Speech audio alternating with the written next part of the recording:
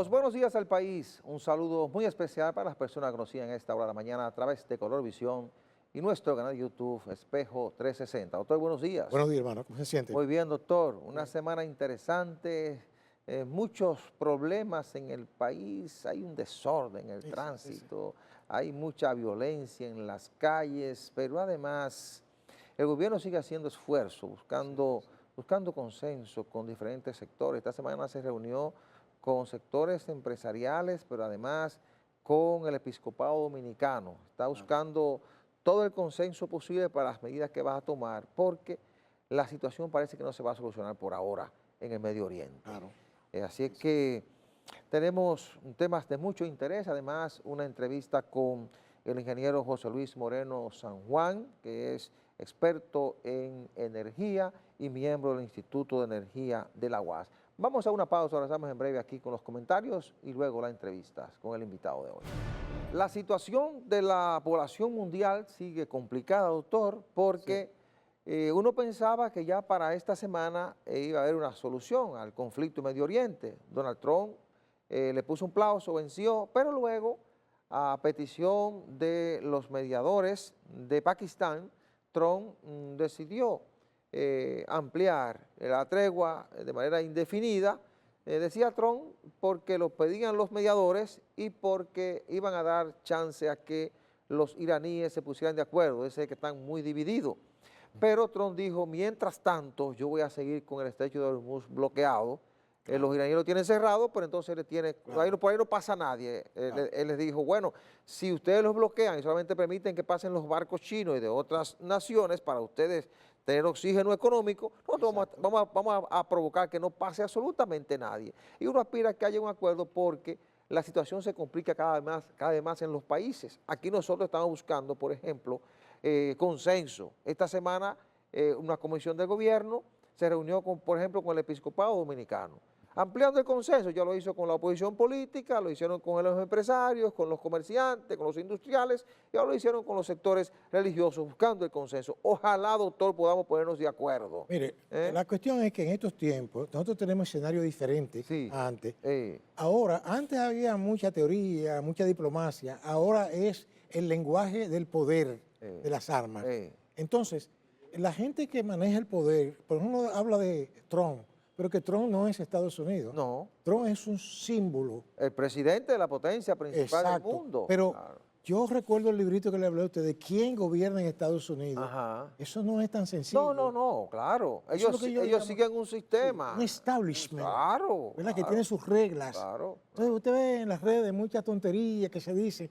Ellos saben lo que están haciendo. Ahora, vuelvo y le reitero, el mundo oriental está dividido. Sí, es así.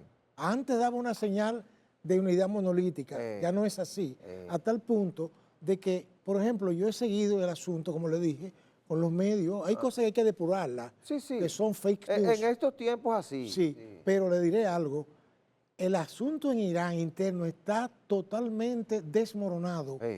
No hay unidad de consenso y ni consenso ahí. Y eso dificulta el acuerdo. Es lo que le digo. Entonces, pero eso se está aprovechando la gente de Occidente y los mismos aliados directos e indirectos de Estados Unidos lo están aprovechando también para poner las rayas de Pizarro entre ellos. Entonces quiere decir que de que sea antes o después, a ellos no les importa mucho.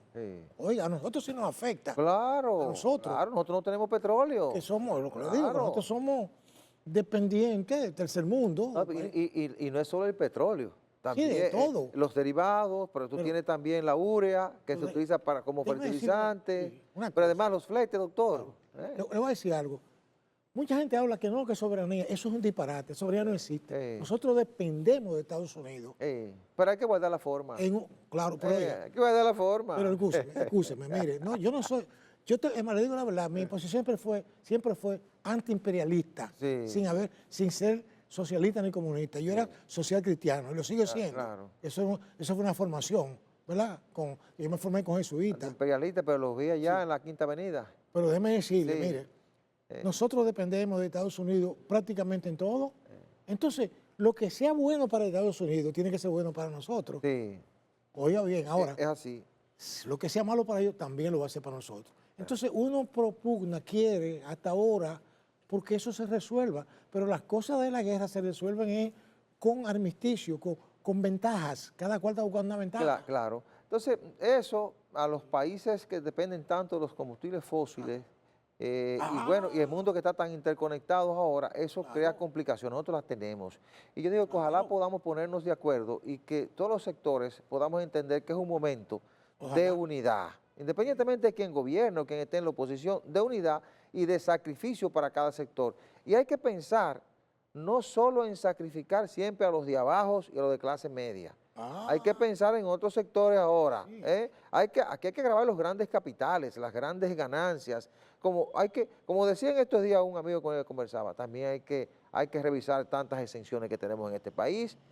No es solamente mirar, y lo digo porque el empresariado lo primero que puso sobre la mesa fue, vamos a focalizar los subsidios. Es verdad que aquí hay una gran cantidad de subsidios que hay que eliminarlo y que hay que focalizar, pero fue lo primero que pusieron ahí. No han hablado de exenciones, ni de los privilegios que tienen. Es decir, aquí llegó el momento en que si queremos preservar lo que tenemos, porque sin estabilidad no hay garantía para el empresariado y para los sectores de poder, pero tampoco por de abajo, ni para los del medio, ni para los de arriba. Así que tenemos que entender la situación y cada quien hace su sacrificio, lógicamente entendiendo la realidad de cada sector. Mire, aquí el problema básico también es que hay muy mala distribución del bienestar público. Sí, eso es verdad. Aquí hay gente que son privilegiados y entonces ellos entienden que las crisis no deben tocarle a ellos, sino a la población. No, y cuando lo hacen están reclamando. Sí. Cumple con un compromiso que tú tienes conmigo. Porque es que aquí, ¿quiénes son los que financian la campaña, doctor? Pero que le digo. ¿Quiénes financian la campaña? Esos son los que trancan el juego también. Claro. Aquí hay muchas cosas que hay que revisar. Claro. Estamos hablando de los efectos de la guerra, pero también nosotros tenemos un desorden generalizado. Mire lo que pasó esta semana, doctor. Aquí hay unos niveles de violencia y de intranquilidad en las calles. La gente anda asustada. Mire, un señor, digo supuestamente porque esos son los argumentos de los abogados, tenía una deuda con unos individuos y lo persiguieron, pero lo que se dijo inicialmente, y es lo que se sustenta el Ministerio Público, es que una turba de motociclistas lo persiguió, y ese señor pasó frente a la policía pidiendo ayuda, no recibió la ayuda, llegó al parqueo del Ministerio Público, ahí lo apuñalaron y se desangró. ¿Qué lectura saca uno de ahí? Lo primero es que las instituciones en este país no sirven para nada. A mí nadie me va a sacar de ahí. No, yo sé que usted no tiene un criterio igual que yo lo entiendo y lo respeto. Pero déjame explicarle, mire, tenemos 200 instituciones, Intran, qué sé yo, que dije, sé que lo otro, policía. Eso no sirve para nada, porque es que eso no termina. Eso no termina. Entonces, lo que quiero decirle con esto es, no legislar tanto y cumplir más. Es así, doctor. ¿Usted comprende? Tiene razón. Esa es la situación. Aquí tenemos muchos problemas, los económicos que tendremos que poner de acuerdo para resolverlos, también los problemas en el tránsito, los problemas de la violencia en la calle. Aquí tenemos que sentarnos, los del gobierno, de la oposición, el empresariado, la sociedad civil, para ir buscando la solución a tantos problemas que tenemos. Señores, miren, tenemos una entrevista con el ingeniero José Luis Moreno San Juan, experto en energía y director del Instituto de Energía de la UAS. Vamos a hacer una pausa, al regreso vamos a hablar de todos los problemas que tiene el sector energético y sus posibles soluciones. No se mueva, que regresamos en unos minutos.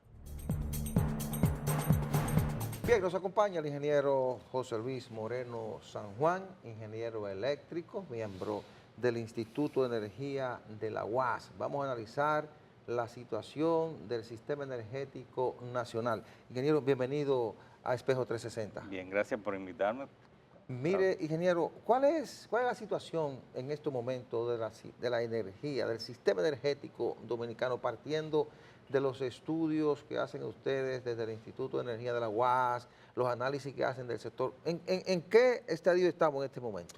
Fíjense, en el área de la generación estamos relativamente bien. Sí. O sea, acuérdense que ese era un punto a veces negativo en el pasado, pero en la realidad es que salvo en el mes de agosto del año pasado, que hubo ciertos problemas de generación, los demás meses, incluyendo los de este año, siempre hubo más generación que la demanda, por lo tanto, si habían cortes, eran por problemas en las redes generalmente. O sea, además de que en algunos momentos también de día se dan cortes para dar mantenimientos. Se han hecho trabajos de mantenimiento tanto en las redes de distribución como en las subestaciones. Y se han incluso instalado nuevas subestaciones. O sea, pero la demanda abastecida en términos generales anda como un 98.5%, que es muy bueno para lo que era el pasado, ¿no? Que si llegaba a un 89% era mucho. En los últimos años, después del 2020 para acá, primero con la pandemia y después ya se quedó como una decisión de política de Estado, suministrar, abastecer la demanda lo más que se pueda con las limitaciones que hay en las redes, sobre todo de distribución. Según he escuchado a expertos, el gobierno tiene que ir creando por lo menos cada 2 años, por lo menos 200 megavatios. Sí, el mínimo son 200, incluso lo ideal sería 300 porque hay que ir haciendo una reserva fría que no tenemos y entonces debería ser por lo menos 300 megavatios durante unos cuantos años. La inyección de Manzanillo Power, que creo que son 300 y pico de megavatios en la primera planta que entró, serán 400 y pico. ¿Eso nos permitiría a nosotros tener más o menos parte de la reserva fría que necesitamos? Fíjese, ese es el proyecto que antes se llamaba Energía 2000, que ahora es Manzanillo Power Land. Ese debió entrar a mediados del año pasado. Precisamente porque no entró, es que hubo ciertos problemas de desabastecimiento en agosto y finalmente se tuvo que contratar la barcaza de 200 megavatios que está en ASA, la última que llegó, que inicialmente estaba en La Habana, Cuba, en la bahía de La Habana, y se trajo, por algunos problemas de pagos, tuvieron que salir de esa contratación y se aprovechó para traerla para acá y se instaló ahí. Esa barcaza permitió tener un colchón. Pero cara la generación. Sí, claro, pero no se usa todo el tiempo.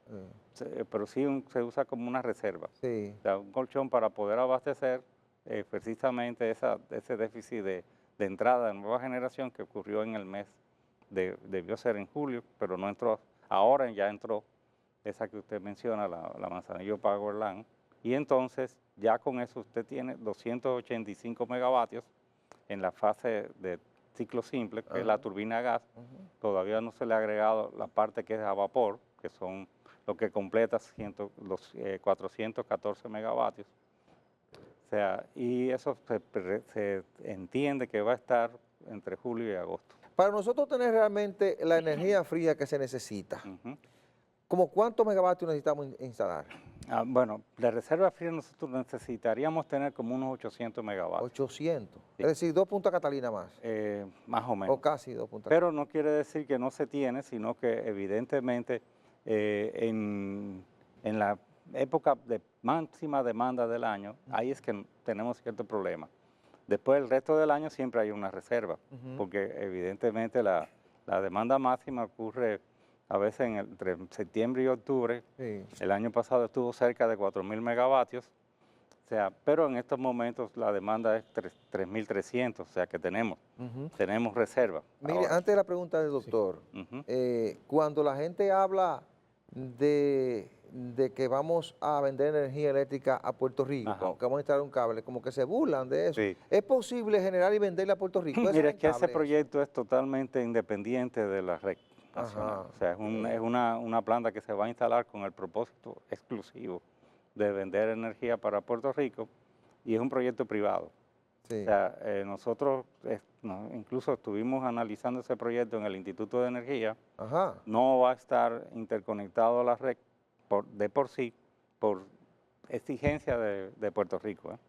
Sin embargo, el sistema eléctrico dominicano ahora mismo es mucho mejor que el de Puerto Rico. Claro. Entonces, lo que tendríamos que tener cierta recelo con hacer la interconexión somos nosotros, pero evidentemente que eso fue la exigencia de ellos, y como ese proyecto fundamentalmente para abastecer la energía a Puerto Rico, pues existe la posibilidad de que en el futuro se interconecte, pero inicialmente no va a estar interconectado a la red, sino que se va a exportar esa energía hacia Puerto Rico. Muy bien. Ingeniero, nosotros realmente dependemos fuertemente del petróleo. Eso es el mundo entero, digamos, ahora mismo. Pero en el tema de energía eléctrica nosotros dependemos más que otros países. Sí, pero yo quiero focalizar mi pregunta en lo siguiente. Siempre he escuchado, no sé si es un mito o es cierto, de que aquí hay reservas petroleras, aunque no en cantidad comercial, pero que podrían ser utilizadas en ciertos modos, para producir energía. Entonces, ¿qué usted encuentra de Más verdad? probablemente tenemos gas natural en la zona sur, en la costa sur, y algo en la zona norte.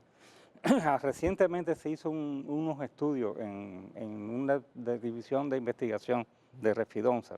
Ajá. O sea, y eso es la primera vez que tenemos por lo menos un mapa de dónde posiblemente hay para orientar las exploraciones. ¿En qué zonas específicas? Sí, en qué zona, eso ya se tiene ese mapa. Ok. Y por lo tanto, ahora se puede ir a lo seguro. No solamente se tiene el mapa de dónde puede haber, sino que a qué profundidad puede estar. En el sur y en el este. En el norte y en el sur también. Pero mucho gas, explotable. No, petróleo. Ah, petróleo. Y gas, se tiene ya ciertas zonas donde posiblemente haya. Lo que no se ha cuantificado es la cantidad, Okay. pero de que hay. En el caso de que apareciera un buen yacimiento de gas, pues entonces nosotros tendríamos, sin lugar a dudas, que usar ese gas como parte de la matriz nuestra. Hasta ahora el uso del gas natural es la que prevalece en cuanto a fuentes primarias de energía. En segundo lugar está el carbón. Sí.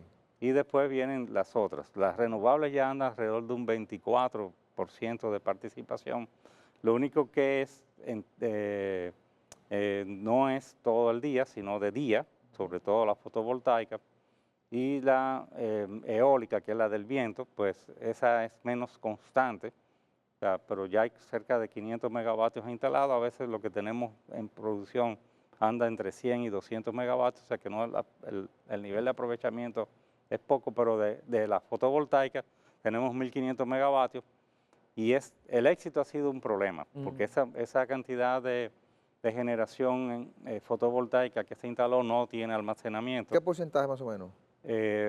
La cantidad de fotovoltaica son 1.500 megavatios, que es una buena proporción de lo que tenemos instalado total, ¿no? ¿Y el banco de baterías, más o menos, cuánto sería la inversión? Bien, en el tema de los bancos de baterías que se conocen en inglés como BESS, o sea, en español es SAE, o sea, Sistema de Almacenamiento de Energía por Batería, incluso hay una reglamentación que ya se tiene sobre eso.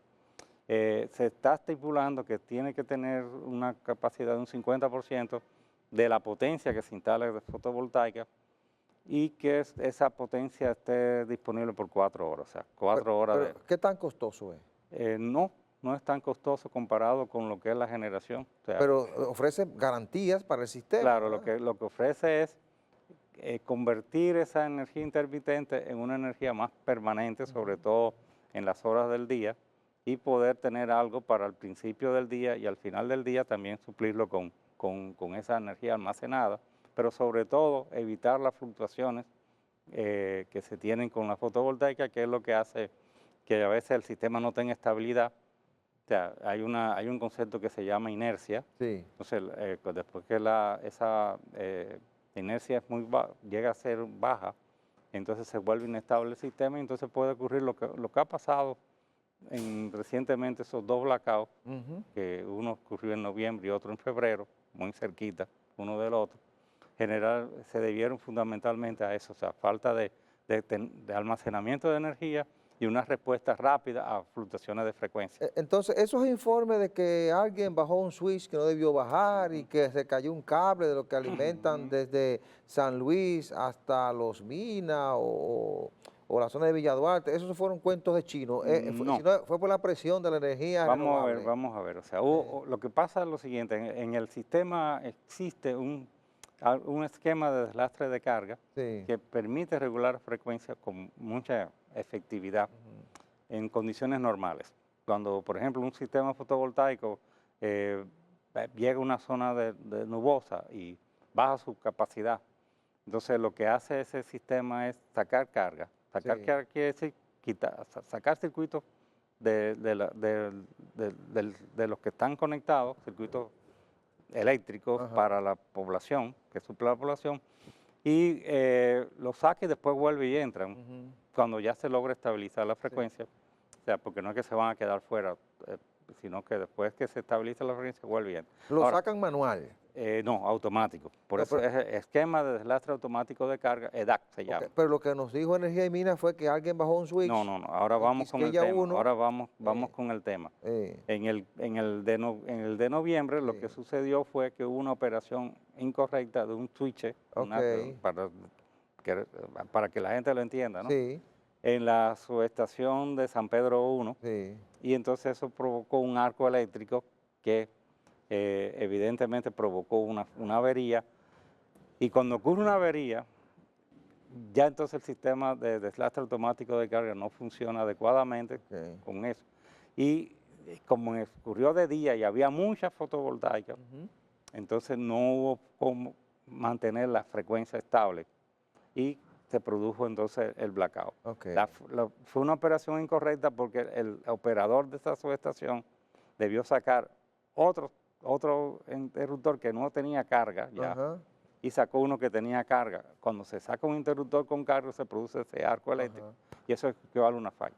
En el segundo caso fue una avería, o sea, una falla a tierra de una de las fases de la línea que va de Jainamosa a Villa Duarte, y eso provocó en las seccionadoras el interruptor que está en esa subestación una avería en uno de los polos.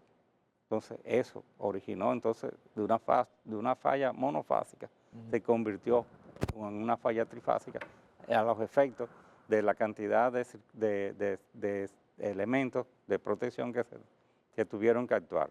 Entonces volvió a pasar lo mismo, fue de día, había mucha penetración de fotovoltaica y las plantas que estaban en línea no pudieron regular la frecuencia y se fue el sistema. Es decir, tenemos un problema porque no tenemos cómo almacenar la energía renovable, que si no corregimos vamos a seguir teniendo blackout. Entonces por eso y se ha puesto énfasis ahora en el tema de que se instalen los sistemas de almacenamiento de energía, que no son baterías, fíjense, es un sistema que realmente es batería, pero con inversores, con inversores asociados a esa batería que permiten tener una respuesta rápida a las variaciones de frecuencia cuando hay ese tipo de problemas. Si no se instala, tendremos más blackout. Podríamos tener más blackout.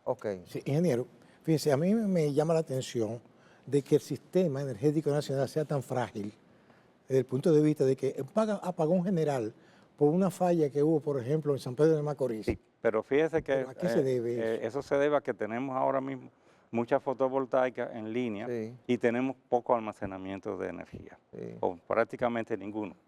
Porque de esos 1.500 megavatios que se instalaron, ninguno vino con almacenamiento de energía. Ya a partir de ahora sí traen almacenamiento de energía. De hecho, hubo una licitación que se terminó de realizar hace poco, menos de un mes, y ya hay todos esos sistemas fotovoltaicos nuevos van a traer almacenamiento de energía. Mientras tanto, también se está haciendo un esfuerzo para instalar esos almacenamiento de energía por batería independientes de las plantas, de las plantas fotovoltaicas me refiero. O sea, hay generadores térmicos que están instalando BESS y creo que también la empresa de transmisión está haciendo una licitación para eso. Ingeniero, ¿cuál es el porcentaje de generación con full oil?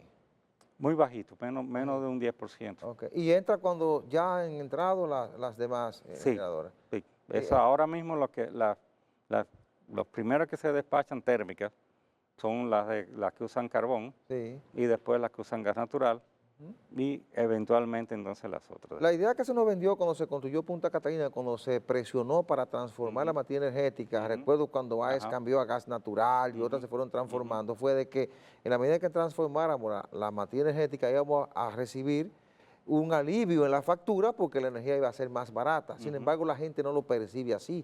¿Ustedes creen que tenemos energía que nos están vendiendo al precio justo o no tenemos energía al precio justo? Porque es mínimo el uso de full oil, según usted ha manifestado. Sí. Pero sin embargo... No es una energía cara la que estamos comprando. Lo que sucede con el gas natural es que el gas natural que nosotros usamos aquí viene a través de buques metaneros. Y eso agrega... casi duplica el precio del gas natural que se suministra por gasoducto en Estados Unidos. El gas natural en Estados Unidos puede estar entre 5 y $4 el millón de BTU Sí. que es la unidad que se usa de referencia, y aquí está entre 8 y 9. Entonces eso de por sí encarece lo que es la generación a través del gas natural.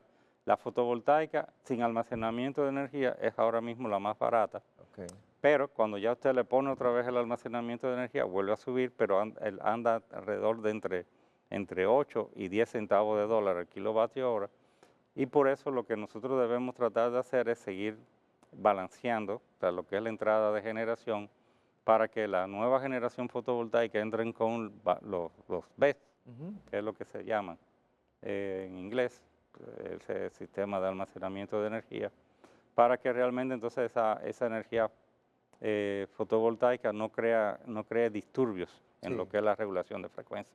Mire, el presidente Luis Abinader hizo unos acuerdos con las autoridades de Guyana para instalar allí, con la participación del sector privado, de una planta para extraer petróleo, procesarlo como una acción estratégica para que República Dominicana tenga esa garantía de tener combustibles y no tener la incertidumbre que uno tiene como cuando está en una guerra, como ocurre ahora en Medio Oriente.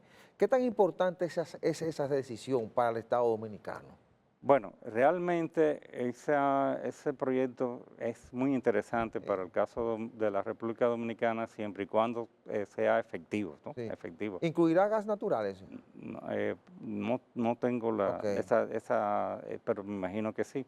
Pero sin embargo, el tema es que sea efectivo, porque no he habido mucha evolución sobre ese tema después del acuerdo inicial. Sí. O sea, pero en principio es una forma de asegurarse el suministro de combustible. Igual pasa con el carbón, que lo recibimos de Colombia, pero casi todos los demás combustibles los estamos recibiendo de Estados Unidos. O sea, nuestro principal proveedor ahora, tanto de gas natural como de otros combustibles, vienen de ahí.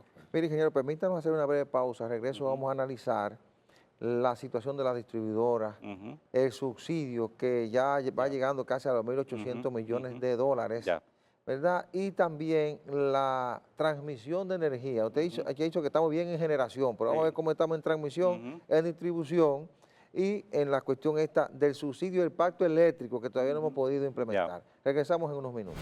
Continuamos con esta interesante conversación con el ingeniero José Luis Moreno San Juan, miembro del Instituto de Energía de la Universidad Autónoma de Santo Domingo. Ingeniero, mire, en materia de transmisión de energía eléctrica, hemos hecho las inversiones necesarias, tenemos una buena pista de conducción de energía que generamos hasta la distribuidora para colocar en cada uno de los hogares dominicanos.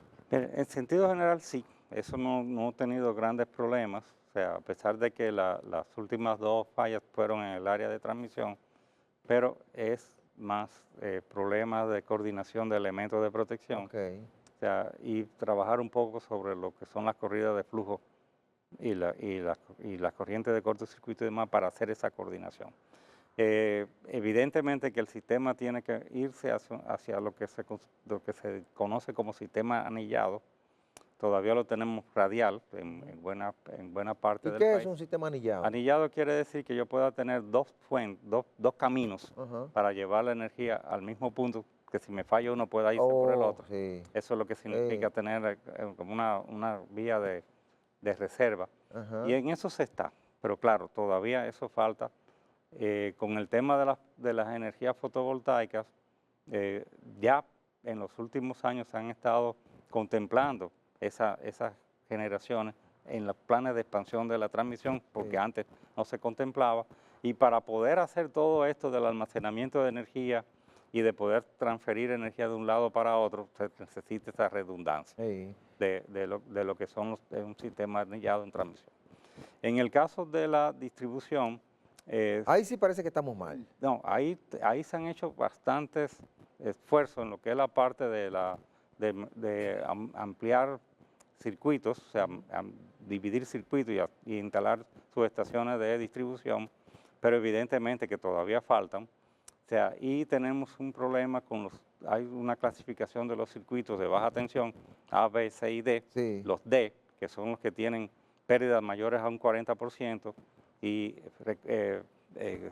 recuperación o o cobranzas menores de 60%, que en algunas de las empresas distribuidoras casi no se ha hecho mucho en eso, como el caso de este, que casi la mitad de lo que es la baja tensión simple, lo que son la distribución en baja tensión, son de ese tipo de circuitos. Sí. Entonces ahí es donde más apagones hay y donde más problemas hay, donde más averías hay.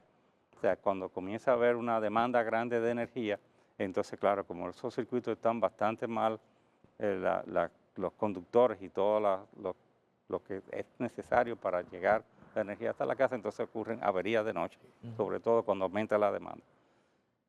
En el caso de EDENORTE y EDESUR, la situación es muy diferente, o sea, por eso siempre debemos ver que son 3 distribuidoras. De este es un caso particular. ¿Y por qué? O sea, porque tiene muchos clientes de bajo consumo. Tiene el paquete de pobres, Sí, ahí que están. el que está mayor. EDENORTE siempre ha sido la que mejor se ha manejado y EDESUR ha mejorado mucho últimamente en la gestión de los últimos años, pero todavía hace falta, de hecho se han instalado nuevas subestaciones y todo en EDESUR, pero todavía falta hacer una inversión. Ahora el problema básico en el caso de EDENORTE y EDESUR es concentrarse en lo que es el fraude eléctrico. El precio de la energía tiene 2 componentes fundamentales, uno que es lo que tienen que pagar las GEDES a las empresas de generación, que es lo que le llaman costo de abastecimiento o precio medio de compra, más lo que es el valor agregado de distribución, que es lo que necesitan percibir las GEDES para poder dar mantenimiento, operar las líneas de distribución y también hacer la expansión que se requiere de las redes de distribución.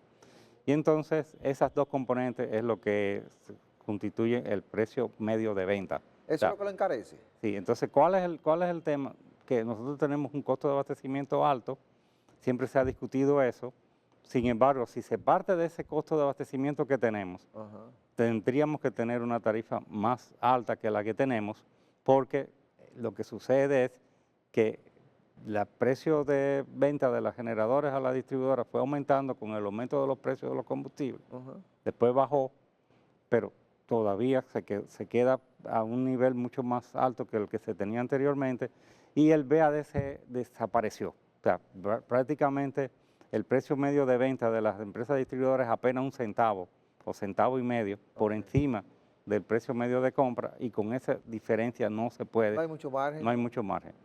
Por eso es que ahora en las últimas facturas que se están distribuyendo aparece ahora por primera vez lo que es el subsidio, para que la población sepa realmente de ese precio que está pagando por la energía, qué es lo que debía pagar y qué es lo que está pagando, y la diferencia entre una cosa y la otra es lo que se le está subsidiando.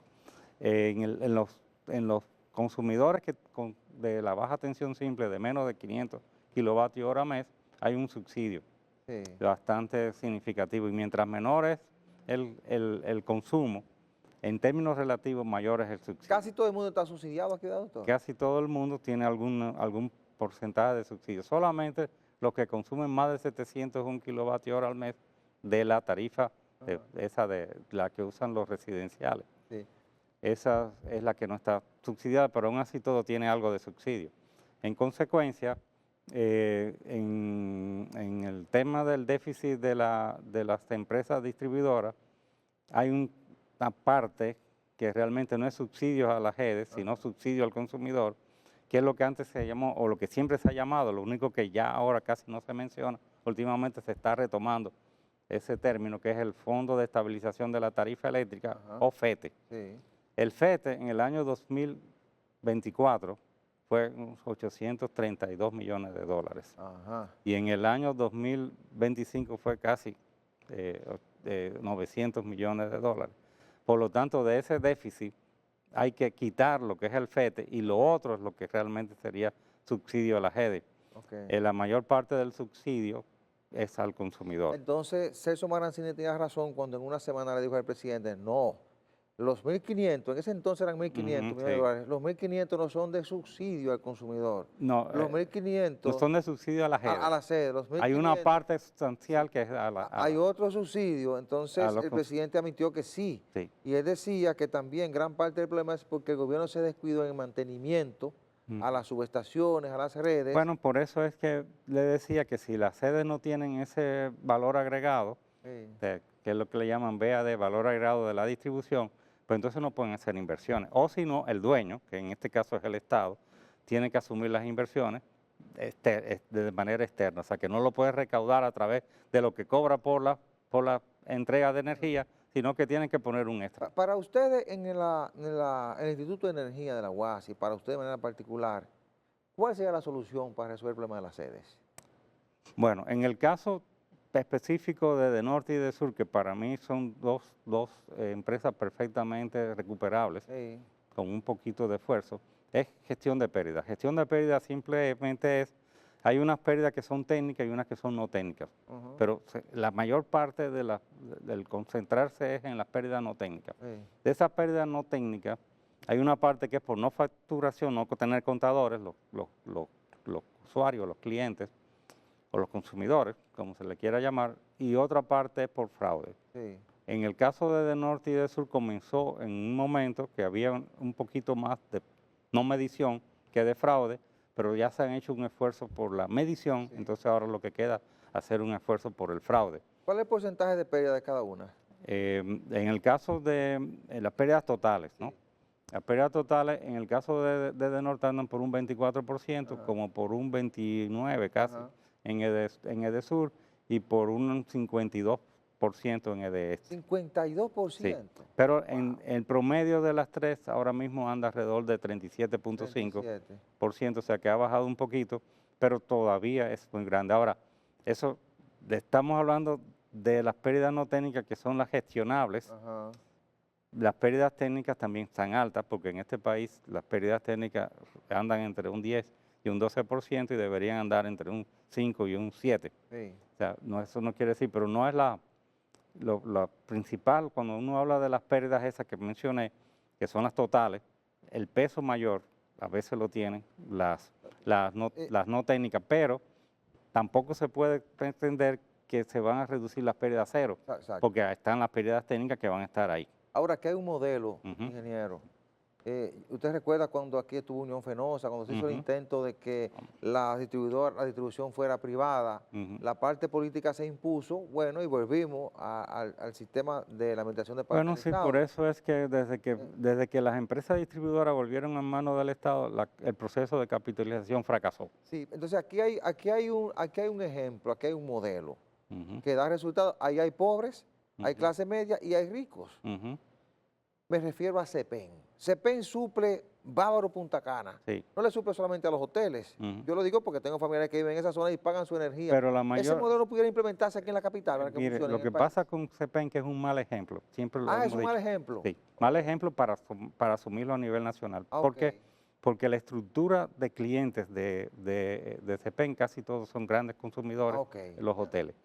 El otro tema es, bueno, ellos tienen una tarifa que es 35 centavos de dólar en promedio y la tarifa promedio de la GED anda por 16 centavos de dólar. Entonces, ¿qué es lo que sucede? Que por lo tanto no es replicable jamás, porque si tuviésemos la tarifa de 35, usted sabe que de Norte y de Sur darían tantos beneficios que aunque de este no diera beneficios, podrían cubrir el déficit de este, pero no se puede pensar en que se puede poner una tarifa de 35 para el país.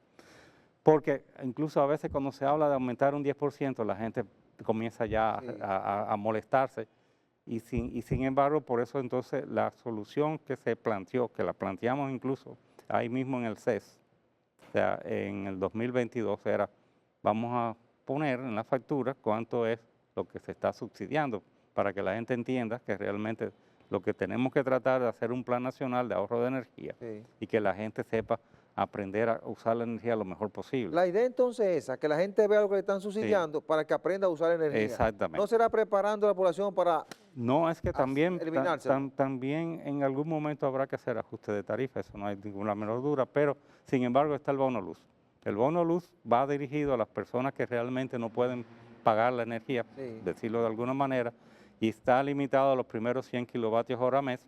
Por lo tanto, el programa de bono luz tiene que tener medición, que es otra cosa de que no se hacía así, pero tiene que tener medición porque para poder administrarlo, usted tiene que decirle, bueno, los primeros 100 kilovatios hora van gratis, yo te lo voy a suplir, pero a partir del 101 kilovatios hora, que tú consumes 1 kilovatio hora más, ese lo tienes que pagar. Entonces, sin embargo, todas las discusiones que se han hecho, y se han hecho muchas reuniones para eso, siempre se ha planteado, primero se dijo que no se iba a aumentar la tarifa hasta los 200 kilovatios hora mes de consumo. Y de alguna manera nosotros sugerimos en ese debate que se aumentara hasta 300 kilovatios hora, que no se aumentara. Por lo tanto, cualquier cosa que se vaya a hacer de aumento de tarifa va a ser de 301 kilovatios hora mes en adelante. O sea que los pequeños consumidores, los que tienen menos consumo, no se les va a afectar. Con una buena administración del hogar es difícil que usted llegue a 300, ¿verdad? Por eso, por eso es bueno que hacer un plan también de educación a la población para que se pueda administrar mejor el consumo de energía y ahorrar energía. Mire, la gente entiende que realmente no puede pagar la energía si le revisan la tarifa. En un momento hubo casi una poblada. Sí, pero yo creo que sí se puede. ¿Usted cree que se atreve el gobierno a hacer la revisión? Por eso lo primero es que la gente entienda realmente cómo es que se estructura el precio de la energía. Lo segundo es que realmente si la energía tiene un valor, esto hay que pagarlo porque usted paga el celular, y usted paga el teléfono y usted paga otras cosas. Entonces, evidentemente, que en el caso de la energía eléctrica sí hay un subsidio. Nosotros siempre lo que hemos dicho que en el caso de los combustibles no hay subsidio, sino sacrificio fiscal, que es otra cosa. Finalmente, ¿usted es partidario de lo que han planteado los empresarios de que se haga una focalización de los subsidios? No, claro. Pero también tenemos que hacer una revisión de las exoneraciones que no se necesitan, porque también el problema que tenemos aquí es que hay mucha gente acomodada, ¿verdad? Me gusta eso. Entonces, yo creo que sí, que todos tenemos que hacer un esfuerzo ahora para tratar de ser más eficientes, pero no nada más que los de abajo, también los de arriba tienen que hacer eso. Sí, entonces, las EDES son perfectamente recuperables. EDESUR y EDENORTE lo demuestran y se puede hacer desde el Estado. Sí, eso no hay ninguna duda. Si se hace la gestión de pérdidas, que se sabe cómo hacerlo a través de totalizador y hacer balance de energía, de cada transformador tenga un totalizador y todos los clientes que se suplen de ese transformador, usted hace una sumatoria y si le falta, alguien se la está robando y ir viendo cuál es el que se la está robando. En EDENORTE y EDESUR eso es perfectamente realizable y en 2 años se puede hacer y poner esa empresa de rojo a azul los números. Pero en el caso de este hay que hacer toda una gestión, vamos a decir, más creativa, incluyendo lo que nosotros hemos llamado gestión de pérdida participativa con las comunidades y también tratar un poco el tema de las cooperativas eléctricas y tal vez hacer subcontrataciones por subestación o por pueblo para poder hacer una buena gestión de pérdida y un buen plan de manejo. Ya hubo una experiencia en el caso de EDENORTE y funcionó muy bien con personal criollo. Bien, muchas gracias, ingeniero. Bien. Gracias. Hemos conversado con el ingeniero José Luis Moreno San Juan, experto en energía, miembro del Instituto de Energía de la UAS. A ustedes, gracias por su atención. La cordial invitación para el próximo domingo a la misma hora y por este canal. Buena suerte, buenos días.